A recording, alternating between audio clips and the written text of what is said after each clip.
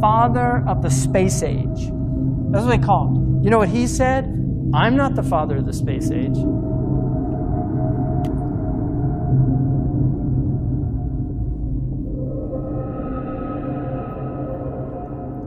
That's the real father of the space age. Okay, now this guy, who was at Cal Poly Tech, right? This guy, Jack Parsons, was openly a devil worshiper.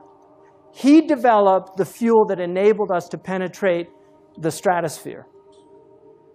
Satellites could not have come about without this guy. In his diary that he himself wrote, he had a dream. This is 1948. He had a dream where he saw somebody that he calls Belial Dajjal. And he tells him, you are helping me. Wallahi, I'm not making this up. You go look it up yourself. Okay, so where's all this stuff coming from? Seriously, where's it all coming from? We're in the age of the Dajjal, you know. It's just Allahu A'lam, when and where and what. But this is it, people. As far as I'm concerned, it's end game. Water and prayer and Qibla. Can't take that away from us. So we need to prepare as much as we can. You know, but the technology, if you study where all this technology comes from, read about the magic and the Enlightenment period. All these scientists were magicians. They were all into black magic. You read about Francis Bacon. I just read a biography of Francis Bacon called Knowledge is Power, Magic and the Creation of Modern Science. Francis Bacon was reading all these magical books. Arthur C. Clarke. Arthur C. Clarke, great technologist. He actually has most of the patents that enabled the satellites, right?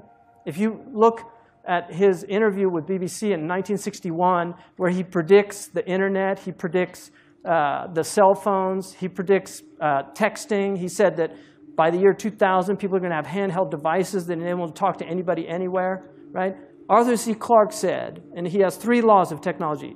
One of his laws is no technology reaches a level of complexity except it becomes indistinguishable from magic. I'm not a Luddite, right? I'm using a microphone right now. I'm not a Luddite, but this whole worshipful attitude towards technology to me is really stupid.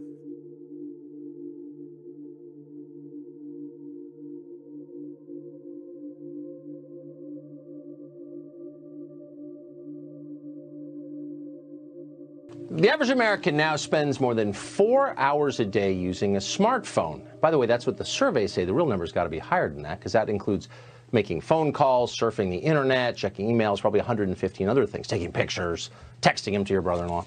The typical person is obsessed. A smartphone is indispensable. You literally can't do without it. Misplacing your phone, even for a minute, is like losing a child at Disney World.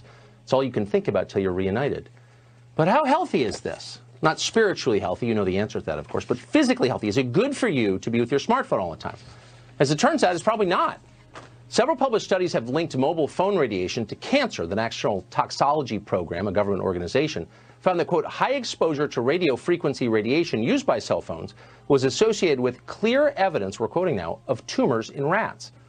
In 2012, Italy's Supreme Court upheld a ruling that said there was a link between a business executive's brain tumor and his heavy use of a mobile phone.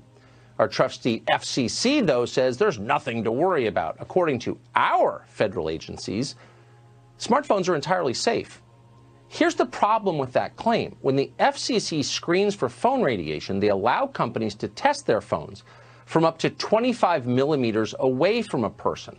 That's really far. The manual for Samsung's Galaxy 10 Note Plus, for example, tells users that the phone, quote, should be positioned at least 0.6 inches away from your body. Okay, but when was the last time you actually held a phone at that distance? If you're not on speakerphone, you've never held a phone that far away. You have it right up against your ear. And when it's in your pocket, as it typically is, the phone is mostly about 2 millimeters away from your body. A lawsuit filed in December against Samsung and Apple cited its own tests from an FCC-accredited lab that showed at 0 millimeters, the iPhone 8 hit users with 5 times as much radiation as federal exposure limits allow. Samsung's Galaxy S8 was 3 times as high. Now, both of these companies regularly run ads encouraging the use of their phones in unsafe ways. An Apple ad shows a woman falling asleep with an iPhone touching her body. A Samsung commercial shows a pregnant woman holding a cell phone to her belly to take a sonogram. Can you imagine they did that? We should be worried about this.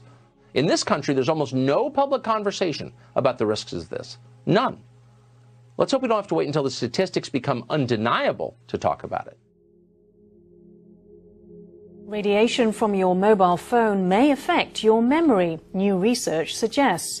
The study found that when teens frequently held their smartphones to their ears, increasing their brain's exposure to radio frequency electromagnetic radiation, it had a significantly adverse effect on their visual memory, especially when the cell phone signal was weak. Go to settings on the phone, all right? Under general, under settings. Then go to about, which is at the top. You got there? About, yes? Okay. Now you have to scroll all the way down to something you don't normally see, called legal. You got to legal? All right. Now click on RF exposure.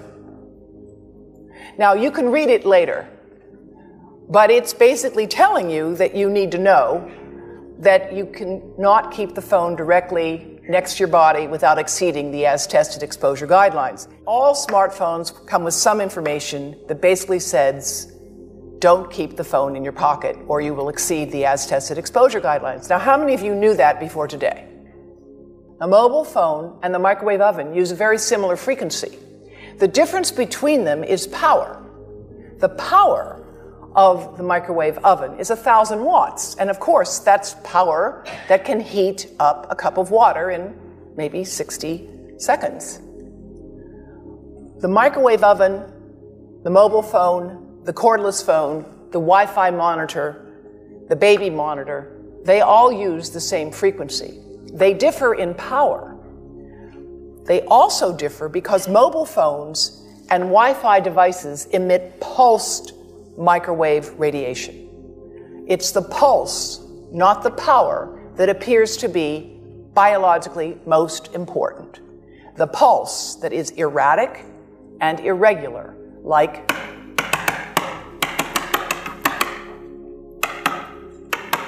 for thousands of minutes a month, for dozens of hours a week, over a lifetime, that irregular pulsed signal may be much more biologically important. And in fact, the continuous wave signals have a lot of therapeutic effects as are being applied in medicine today.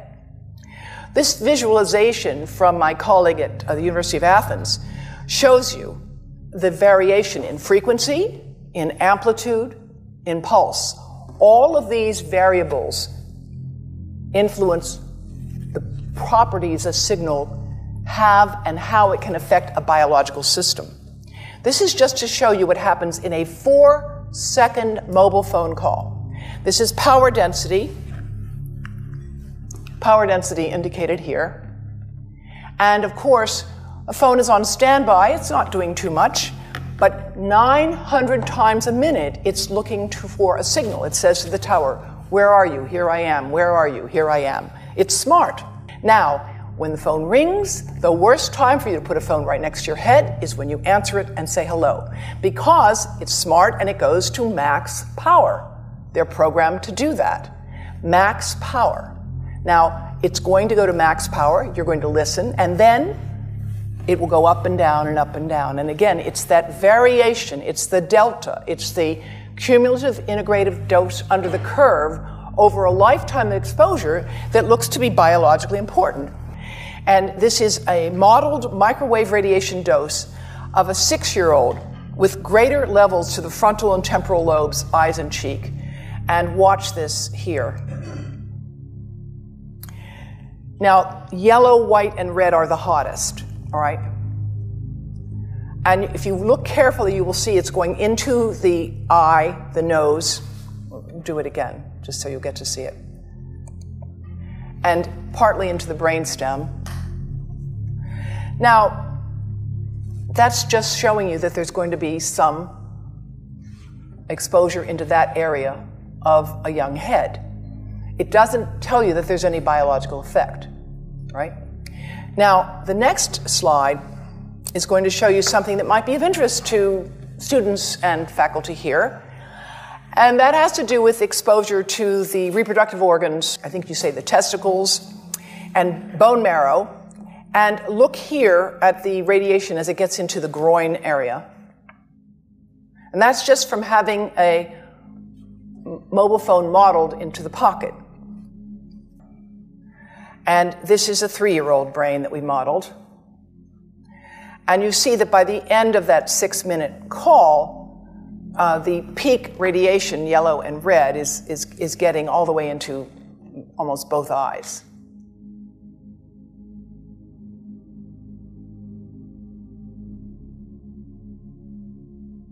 5G fifth-generation technology promises faster download speeds and conveniences that most of us have never dreamed of, but will also be blanketed with a new type of radiation called millimetre waves.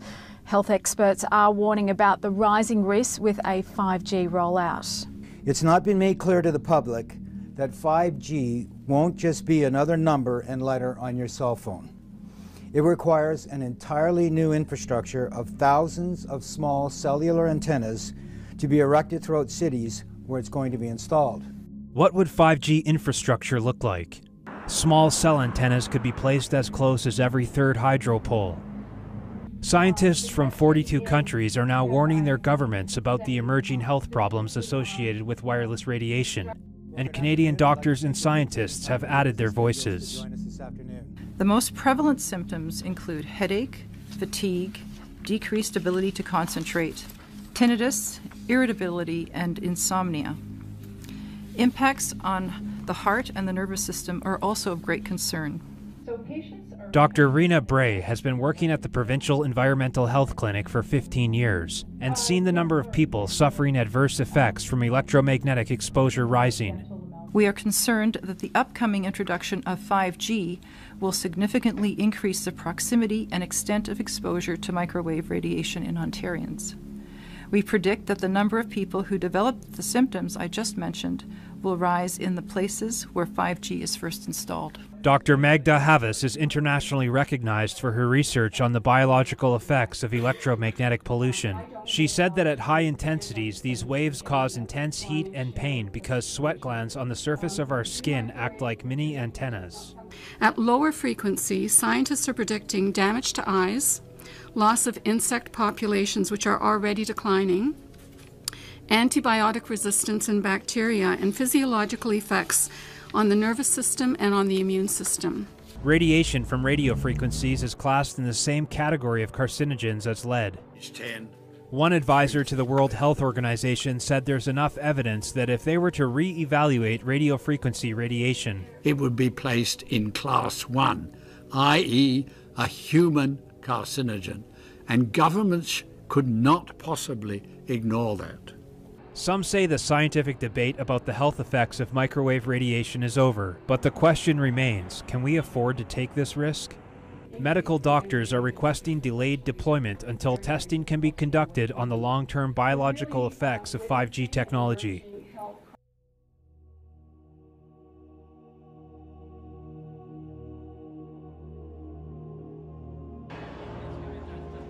It's the dawn of a new era in China. 5G is now commercially available for the first time.